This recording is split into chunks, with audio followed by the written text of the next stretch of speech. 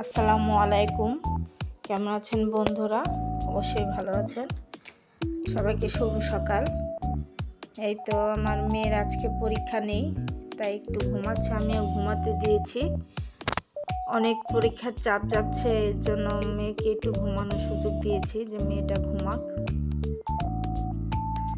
তাই ঘুমাচ্ছে। আমি সকালে উঠে একটু ফ্রেশ হয়ে নিলাম, একটু মুখে একটু হালকা করে লোশন দিয়েছি, কারণ লোশন দিলে মুখটা একটু সফট থাকে। আমি আবার অন্য কোনোটা দিতে পারি না, ভ্যাসলিন লোশনটা দিই, ওটা দিলে মুখটা একটু সফট থাকে, তাই ওটাই দিয়ে নিচ্ছি।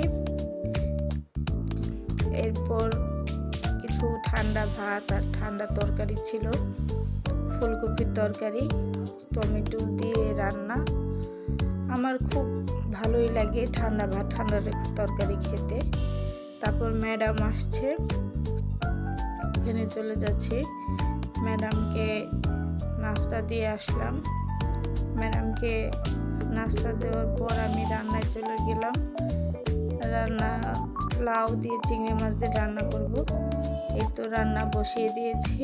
চিংড়ি মাছটা হালকা একটু পেঁয়াজের সাথে ভেজে নিচ্ছি, না হলে চিংড়ি মাছে একটা ভাজা ধুলেও একটা কাঁচা কাঁচা গন্ধ আসে। এর জন্য চিংড়ি মাছটা পেঁয়াজের সাথে ভালো করে দিয়ে কষিয়ে নিয়েছি, ভালো মতো কষিয়ে নিয়েছি। তারপর এতে লাউ দিয়ে দিলাম।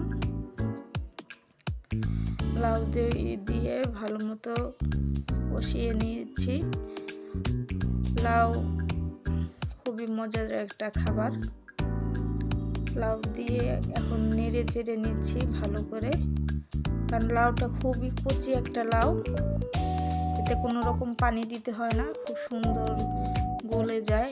এই তো লাউটা গলে পানি বের হয়ে গেছে, অনেক পানি হয়েছে লাউয়ে।